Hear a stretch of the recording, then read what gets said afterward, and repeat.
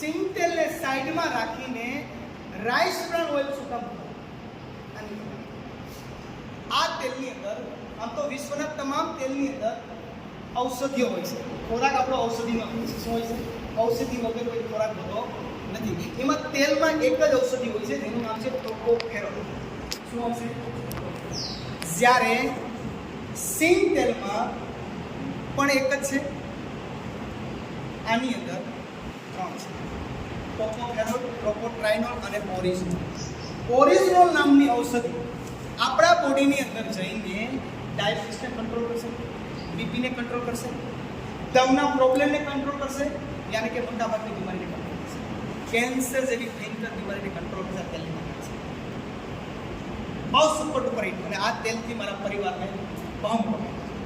એટલે હું તો કહું છું રિયલમાં સામાન્ય પરિવાર માટે આ તેલ નથી, આ અમૃત છે. યસ.